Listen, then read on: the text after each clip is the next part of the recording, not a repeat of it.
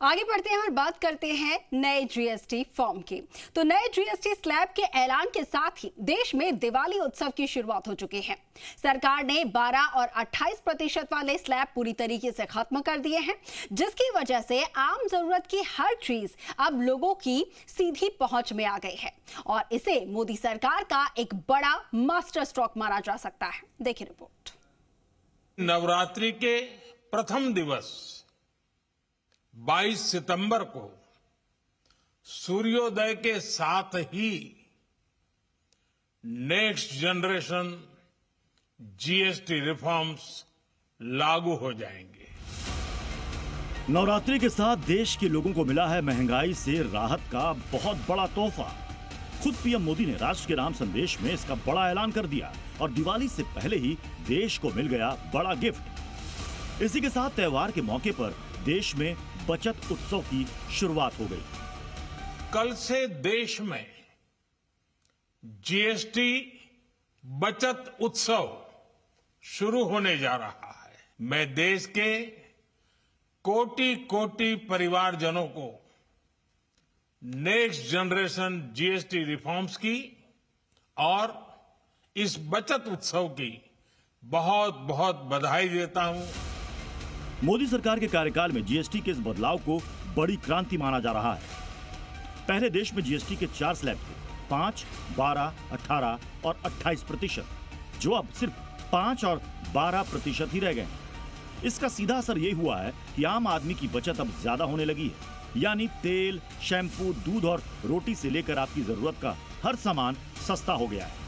Ice cream जैसे मक्खन वक्खन पे सब पे और भी बेस्ट चीज़ है कि मोदी ने भी अब जीएसटी सही किया है। आज से शुरू हो जाएगा, बट देखो चीज़ें कितना क्या सस्ती होती हैं वो मालूम पड़ेगा। दूध पे तो नहीं हुआ है। जीएसटी में बदलाव के बाद कैसे बदलेगी आपकी जिंदगी, ये भी आपको बताएंगे। लेकिन पहले ये जान लीजिए कि वो कौन कौन सी चीजें हैं जिन पर जीएसटी पूरी तरह से खत्म कर दिया गया है।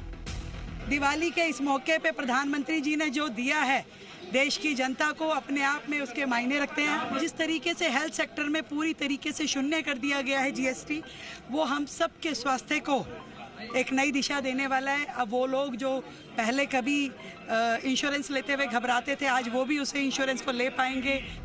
लाइफ इंश्योरेंस, हेल्थ इंश्योरेंस, 33 जीवन रक्षक दवाएं, रोटी, चपाती, पराठा, छेना, पनीर, रबर, बच्चों की नोटबुक, पेंसिल, पेस्टल, चौक, क्लास 12 तक कोचिंग समेत करीब 35 ऐसी सेवाएं हैं जिन पर 0% जीएसटी लगेगा, यानी आम आदमी की जरूरत से जुड़ी हर चीज सस्ती हो चुकी है।